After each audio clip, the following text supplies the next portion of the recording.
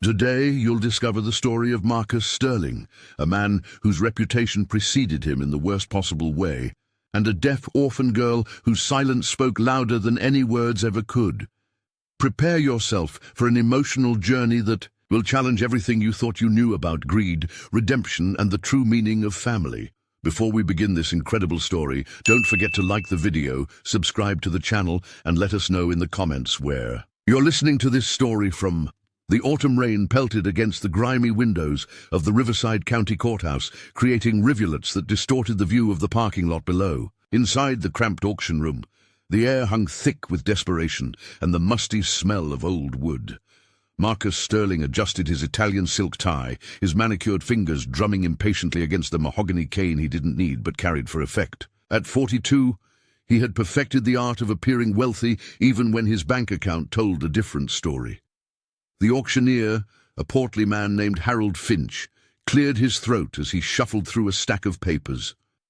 The room was sparsely populated, a handful of social workers, 2 reporters from the local paper, and Marcus, who stood out like a peacock among pigeons in his tailored charcoal suit. "Ladies and gentlemen," Harold began, his voice echoing in the hollow space, "we're here today for a rather unusual proceeding. Due to recent budget cuts and the closure of St. Catherine's Children's Home, we're conducting an emergency placement auction for the remaining wards." Marcus's eyes scanned the room with calculated precision.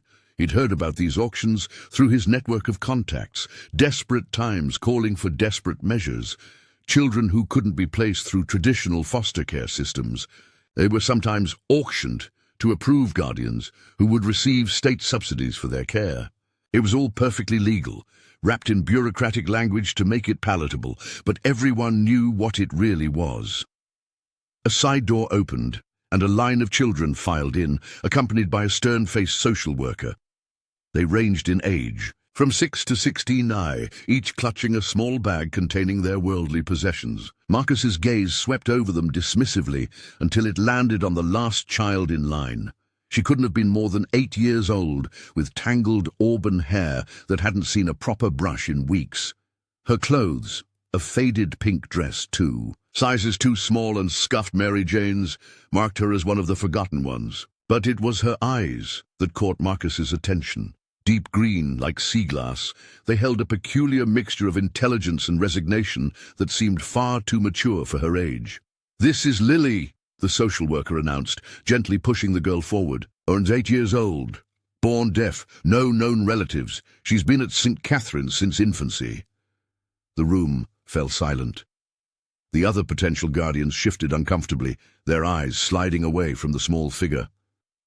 Marcus watched as Lily's hands moved in quick, graceful gestures, sign language, he realized. The social worker shook her head apologetically.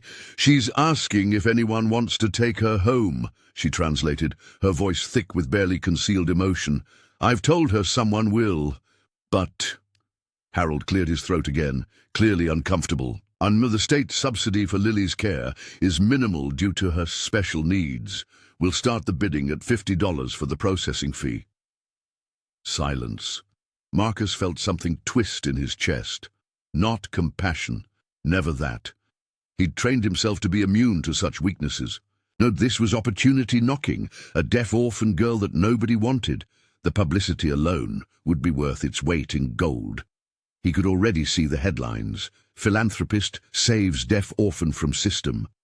It would open doors, create connections, maybe even attract the attention of the wealthy widow he'd been courting. $5, Marcus called out, his voice cutting through the silence like a blade. Harold blinked in surprise. "Sir, the minimum is $5, Marcus repeated, pulling out his wallet with theatrical flair. "That's all I have on me in cash. Take it or leave it." The social workers exchanged horrified glances. One of them, a younger woman with kind eyes, stepped forward. "Mr. Sterling, this is highly irregular. We can't just—" "Can't you?"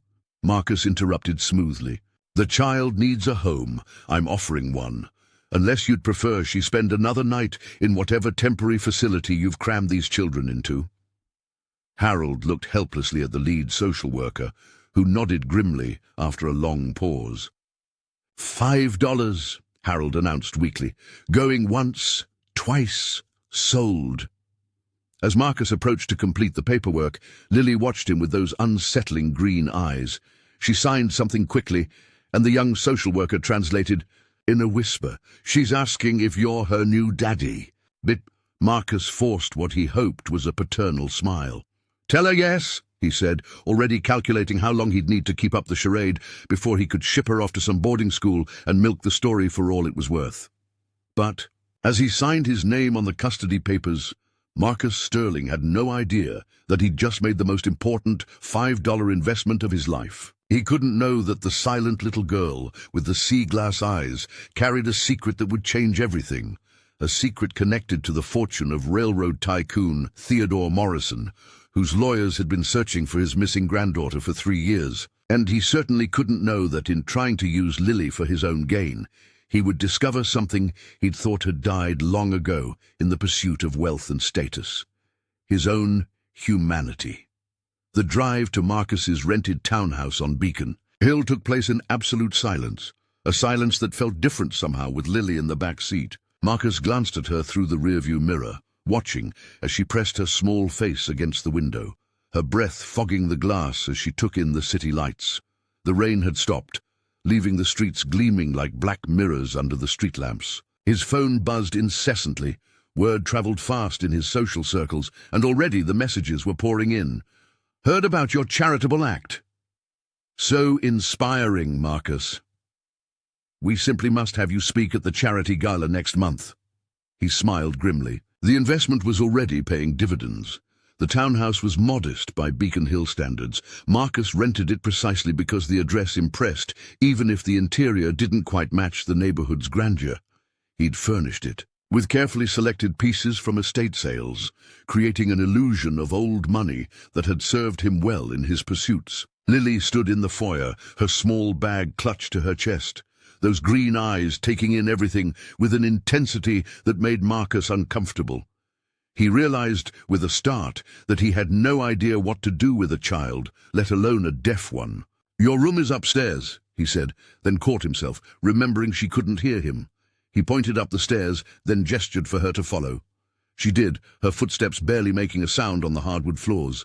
The guest room had been staged to impress potential romantic conquests, not house children. Marcus watched as Lily set her bag on the silk duvet, then turned to face him.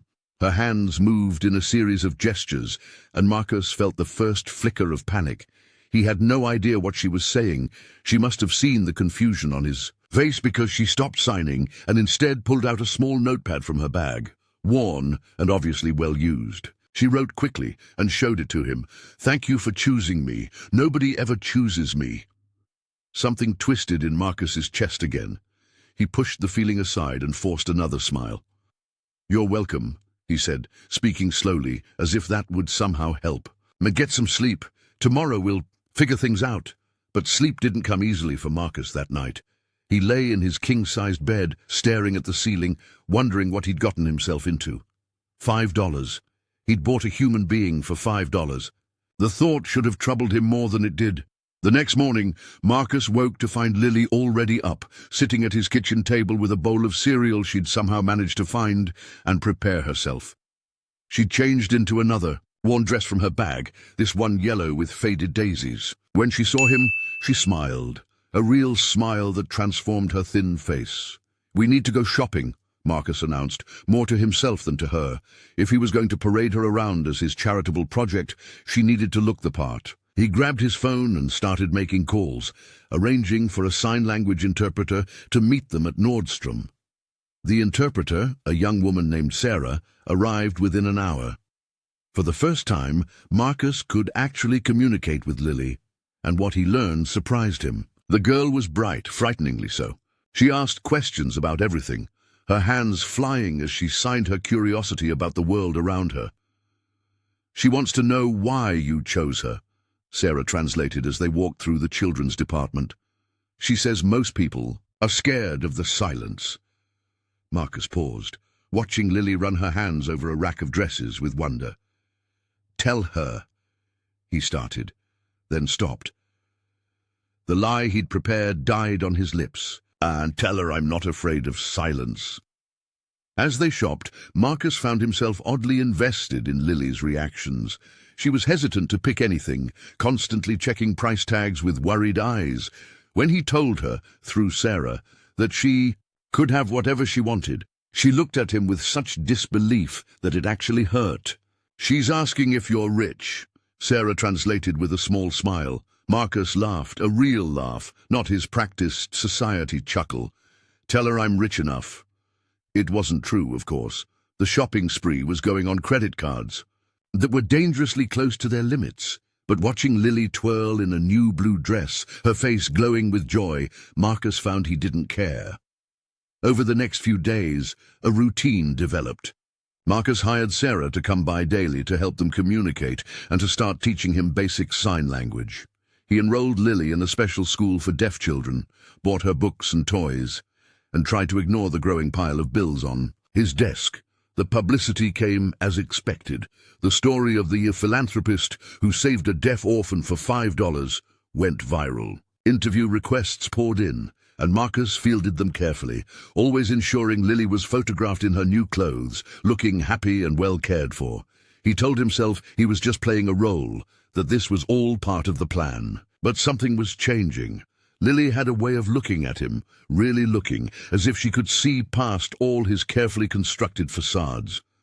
She left him notes everywhere. "Good morning, Marcus," on the bathroom mirror.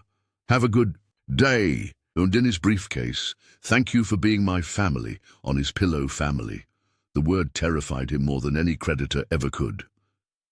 One evening, about 2 weeks after the auction, Marcus came home to find Lily sitting on the living room floor, surrounded by papers. She was drawing, he realized, and drawing well. The pictures showed 2 figures, one tall, one small, doing various activities together, going to the park, reading books, eating ice cream. She looked up when he entered and signed something. Marcus recognized a few of the signs now. Look and us, and something that might have been happy. "That's beautiful, Lily," he said, signing the word beautiful. One of the first signs Sarah had taught him. Lily beamed and pulled out another drawing from beneath the pile. This one was different. It showed the same 2 figures, but now there were hearts drawn around them, and at the bottom, in careful letters, she'd written, "My daddy and me, Marcus Sterling, con artist extraordinaire, master manipulator, and professional gold digger," felt his carefully constructed walls crack. He knelt beside Lily and pulled her into a hug, the first real embrace he'd given anyone in years. He didn't know that at that very moment, 3 states away, a team of lawyers was poring over adoption records, following a trail that would lead them to a courthouse in Massachusetts. He didn't know that Lily's drawings included details, a birthmark, the unusual shape of her ears that would finally confirm what they'd been searching for. All Marcus knew was that this little girl, bought for $5 in a moment of calculated greed, was becoming something he'd never expected, to the daughter he never knew he wanted. The November wind rattled the windows of Marcus's townhouse as he sat at his desk, surrounded by bills that seemed to multiply like rabbits. The credit cards were maxed out, the rent was overdue, and the elaborate facade he'd built was crumbling. But in the next room, he could hear Lily's laughter as Sarah taught her new signs, and somehow that sound made the crushing weight of his financial reality bearable. 3 weeks had passed since the auction, and Marcus had discovered something disturbing.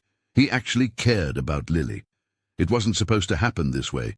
She was meant to be a prop, a tool for social climbing, a temporary inconvenience. Instead, she'd become the bright spot in his increasingly complicated life. His phone rang, the landlord again. Marcus let it go to voicemail. He was running out of excuses, running out of time. The charity gala where he was supposed to present Lily as his philanthropic success story was tomorrow night, and he didn't even have money for gas. A gentle tap on his shoulder made him look up. Lily stood beside him, her green eyes concerned. She signed something he recognized. "Are you sad?" "No, sweetheart," he lied, managing a smile. "Just thinking." She studied him for a moment, then pulled something from behind her back, a leather journal, worn and water-stained. She'd had it in her bag when he'd bought her, but this was the first time she'd shown it to him. She opened it carefully, revealing pages covered in photographs and documents. Marcus frowned, leaning closer. The photographs were old, showing a young woman who looked remarkably like Lily holding a baby.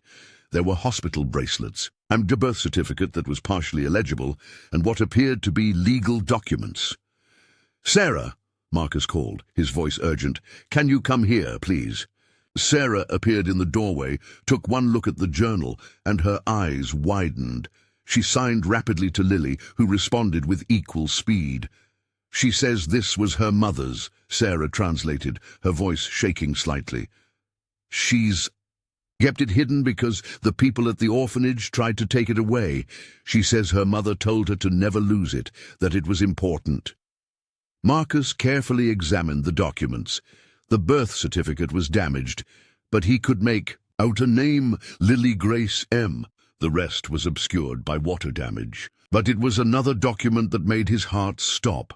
A legal paper with an embossed seal, partially visible text mentioning Theodore Morrison and rightful heir. Theodore Morrison. Marcus knew that name. Everyone in high society knew that name.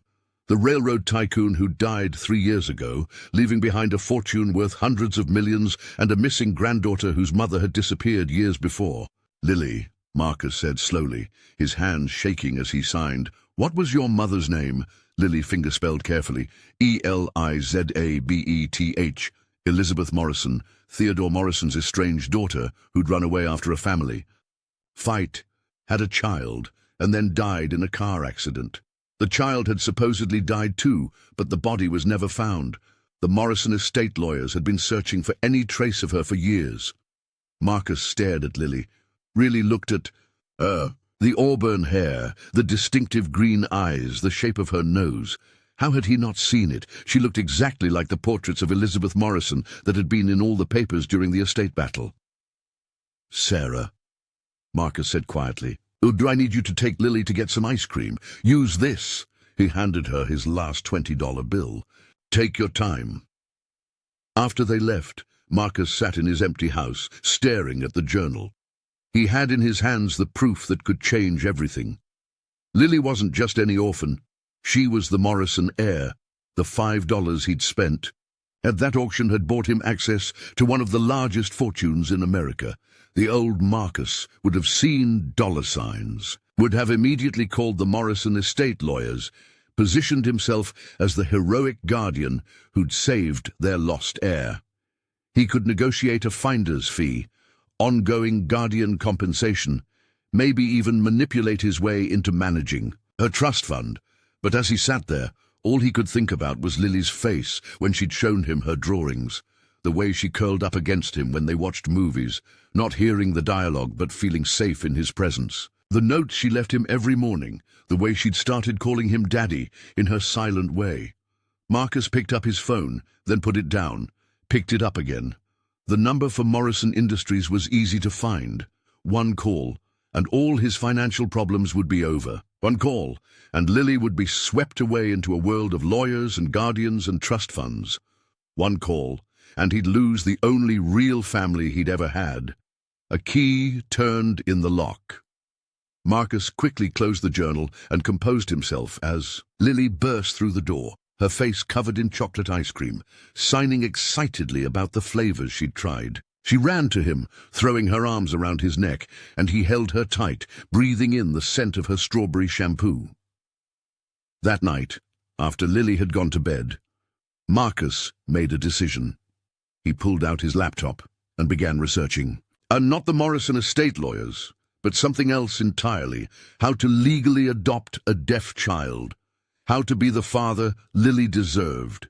How to build a real life instead of a facade.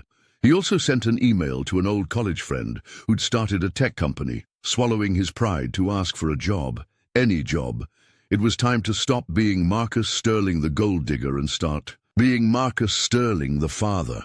But the universe has a way of interfering with our best-laid plans. The next morning, as Marcus was making breakfast and Lily was drawing at the table, the doorbell rang. Marcus opened it to find 3 people, in expensive suits, their faces grave. "No, Mr. Sterling," the woman in front asked. "I'm Patricia Hartwell from Morrison Estate Management. We understand you have a young girl in your care named Lily." Marcus's blood ran cold. Behind him, he heard Lily's chair scrape as she stood up, curious about the visitors. "We've been searching for Lily for 3 years, Patricia continued, her eyes already looking past Marcus to where Lily stood in the hallway. "We received a tip from someone at Nordstrom who recognized her from age progression photos we've circulated. Mr. Sterling, that child is the sole heir to the Morrison fortune." Marcus felt Lily's small hand slip into his. He looked down to see her signing, "Are these people here to take me away?"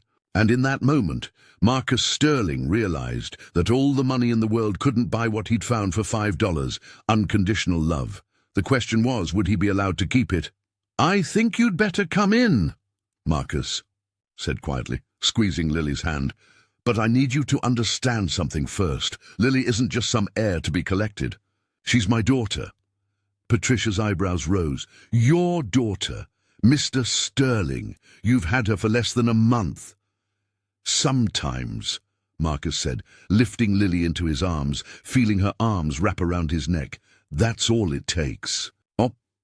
The Morrison estate lawyers sat in Marcus's modest living room like exotic birds who'd accidentally flown into the wrong neighborhood. Patricia Hartwell maintained her professional composure, but Marcus could see her eyes cataloguing every detail of his rented townhouse, the carefully curated furniture that suggested wealth without possessing it, the stack of overdue bills he'd hastily shoved under a magazine. Lily sat pressed against Marcus's side on the sofa, her small body tense with fear. She kept signing the same question, "Do I have to leave?" "Mr. Sterling," Patricia began, setting her briefcase on the coffee table with practiced precision. "And you must understand the magnitude of this situation. Lily is the sole heir to approximately $400 million.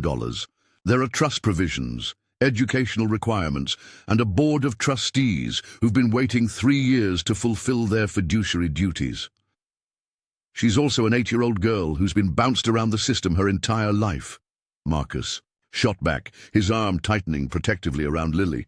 She just started feeling safe. One of the other lawyers, a younger man with kind eyes, leaned forward. "We're not here to traumatize the child, Mr. Sterling, but surely you can see that she deserves better than—" He gestured vaguely at their surroundings.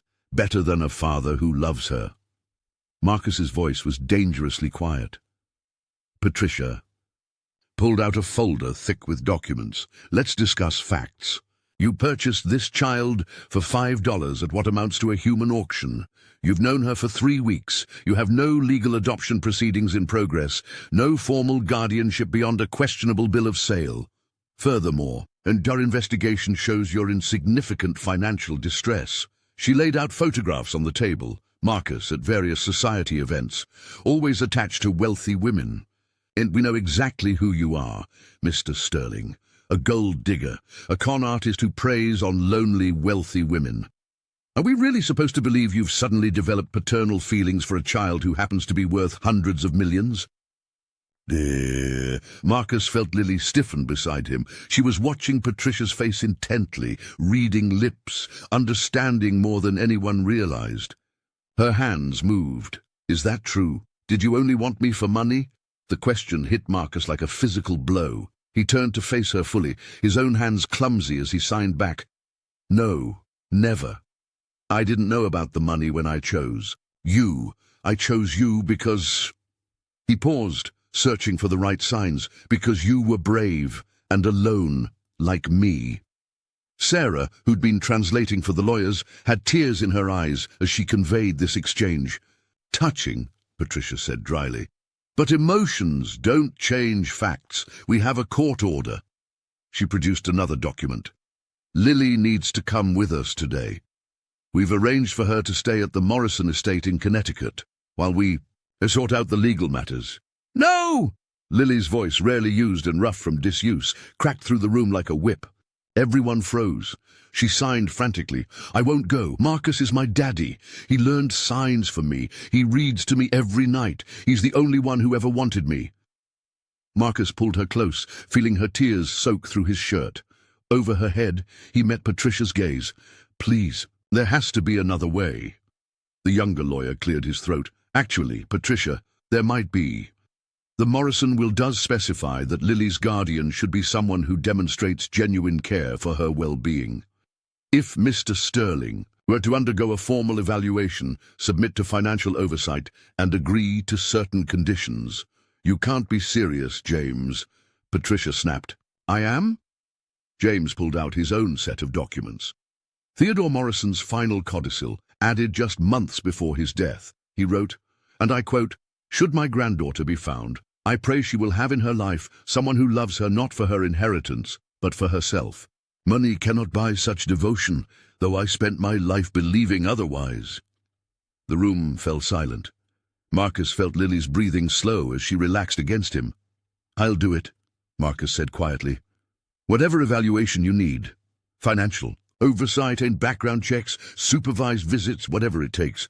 But please don't take her away, not when she's finally starting to heal." Patricia studied him for a long moment.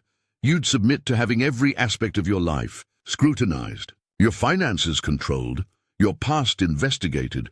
"Yes. And if we find you wanting, if we determine you're just another con artist working a long game?" Marcus looked down at Lily, who was watching him with those impossibly green eyes. "Then I'll let her go. But I don't think you'll find that." Patricia gathered her documents slowly. "Very well. You have 30 days. James will coordinate the evaluation process. During this time, Lily remains with you, but under supervision. We'll have a social worker check in daily. Any sign that you're exploiting this situation, and she'll be removed immediately." After the lawyers left, Marcus and Lily sat in silence. Finally, her hands moved. "Did you mean it? Everything you said?" Marcus pulled out his phone and showed her the email he'd sent the night before, asking his friend for a job. Then he showed her the adoption research, the parenting classes he'd bookmarked, the sign language courses he'd enrolled in. "I meant every word," he signed back. That evening, as Marcus tucked Lily into bed, she pulled out her journal again. This time, she showed him a page he hadn't seen, a letter from her mother, written in a shaky hand. "My darling Lily, if you're reading this, it means I'm gone. I'm sorry I couldn't give you the life you deserved. I'm sorry I was too proud to go home, too stubborn to admit I was wrong. But you, my sweet girl, you are not a mistake. You are loved, and someday someone will see in you what I see. Not the Morrison money, not the family name, but the beautiful soul you are. When you find that person, hold on tight. Love is worth more than all the money in the world." "Mom." Marcus had to turn away to wipe his eyes. When he turned back, Lily was signing, "I think Mom would have liked you." "I hope so," Marcus signed back. "I really hope so." As he left her room, Marcus understood the real test wasn't about proving himself to the lawyers. It was about becoming the man Lily already believed him to be. The gold digger who'd bought a deaf orphan for $5 was gone. In his place stood a father with everything to lose and everything to fight for. The 30 days that followed were the longest and shortest of Marcus Sterling's life. Each morning began with Lily's cheerful notes and ended with bedtime stories, told in fumbling sign language. In between, Marcus submitted to a scrutiny that stripped away every pretense he'd ever hidden behind. The social worker, Mrs. Chen, arrived daily at unexpected times. She observed Marcus helping Lily with homework, watched him learn to braid her hair from YouTube tutorials, documented his job interview at his friend's tech startup. She noted when he sold his expensive watch to pay for Lily's specialized tutoring, when he chose to buy her winter clothes instead of paying his country club dues. "You're not who I expected," Mrs. Chen told him one afternoon, finding him on his knees in the kitchen, helping Lily with a science project about sound waves. Ironic, yet Lily was fascinated by the visual representations of what she couldn't hear. "I'm not who I expected either," Marcus admitted, watching Lily carefully glue cotton balls to represent sound absorption. The financial oversight was brutal. Every penny was accounted for, every past transaction scrutinized. Patricia. Hartwell personally reviewed his history, uncovering every questionable relationship, every manipulative move. But she also found something else, a pattern of self-destruction, of pushing away anyone who got too close, of choosing money over meaning until a deaf little girl bought for $5 changed everything. James, the younger lawyer, became an unexpected ally. He visited weekly, not just to assess but to help. He taught Marcus about the Morrison family history, about Lily's mother Elizabeth, about the grandfather who died regretting his estrangement from his daughter. "Theodore was a lot like you," James said one evening, watching Marcus and Lily practice sign language together. "Thought money could solve everything. It took losing his daughter to realize he was wrong. He'd have been glad to see Lily with someone who learned that lesson sooner." The breakthrough came on day 23. Marcus had just returned from his second week at his new job, entry-level tech support, a humbling position for someone who'd spent years pretending to be an executive. He found Lily in the living room with Mrs. Chen and Patricia Hartwell, tears streaming down her face. What's wrong?" Marcus signed frantically, dropping to his knees beside her. Patricia held up a document. "We've found her medical records from before the orphanage. Lily wasn't born deaf, Mr. Sterling. She lost her hearing due to complications from meningitis when she was 2. There's a possibility that cochlear implants could restore some hearing, but the procedure is complex and the therapy intensive." Marcus gathered Lily into his arms, feeling her sob against his chest. Through her tears, she signed, "I remember sounds, Mom's voice, birds, music. I want to hear your voice."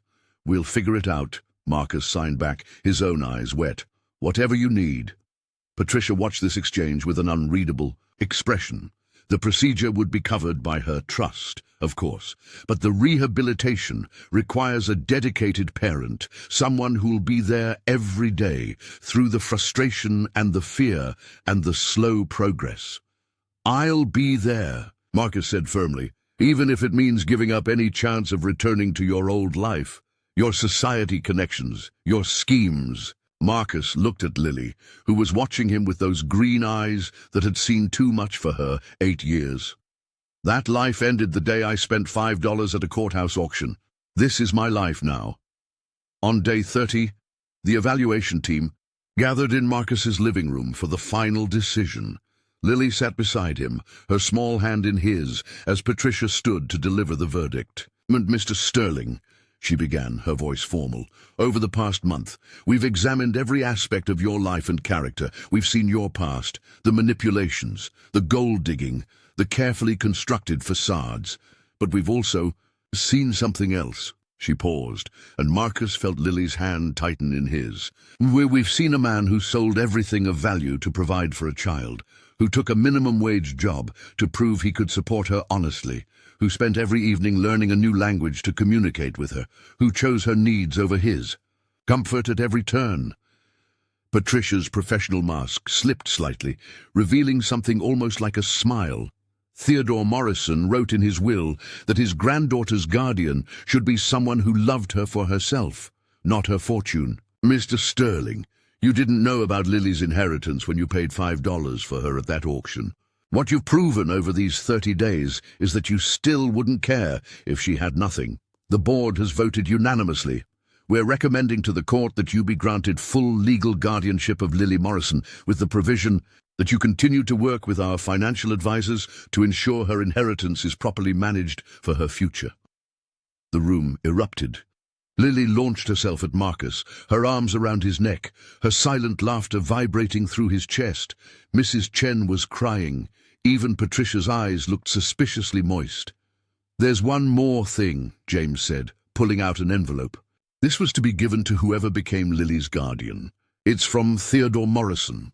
With shaking hands, Marcus opened the letter. "To the guardian of my granddaughter. If you're reading this, you've proven yourself worthy of the greatest treasure I left behind. Not my money, but my bloodline. Oh, did I spent my life building an empire, only to realize too late that I'd lost my family in the process. Lily will be wealthy, yes, but wealth means nothing without love. The fact that you're reading this means you've shown you understand this truth. Take care of her, love her, teach her that money is a tool, not a goal. Help her hear the world, whether through implants or through the love that transcends sound. And know this, The $5 you paid for her. Yes, I knew about the emergency placement program. I helped fund it, hoping someone worthy would find her. Was the best investment you'll ever make, not because of her inheritance, but because of her heart. Give her the family I failed to give my own daughter. With gratitude. Theodore Morrison.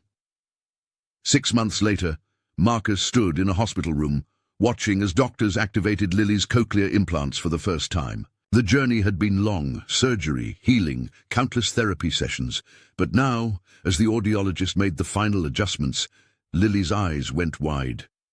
"Can you hear me, sweetheart?" Marcus asked softly. Lily's face crumpled with joy. "Daddy," she whispered, her voice stronger now from months of speech therapy. "Your voice? It's just like I imagined." As he held his daughter, legally adopted now, Lily Morrison Sterling, Marcus thought about the strange path that had brought them together. A gold digger who'd found something more precious than gold. A deaf orphan who'd taught him to hear what really mattered. $5 that had purchased a fortune beyond measure. Outside the hospital window, spring was beginning in Boston. The world was full of sound and possibility, and in that small room, the father and daughter were finally, truly, completely home. Patricia Hartwell, watching from the doorway, wiped away a tear. "The best $5 ever spent," she murmured to James. "The best investment of 2 lives," James agreed, watching Marcus help Lily identify different sounds, his voice, the clock ticking, the birds outside the window. They closed the doctor quietly, leaving father and daughter to discover the symphony of their new world together. The gold digger had found his treasure, and the treasure had found her voice, and in the end, love had proven itself the richest inheritance of all.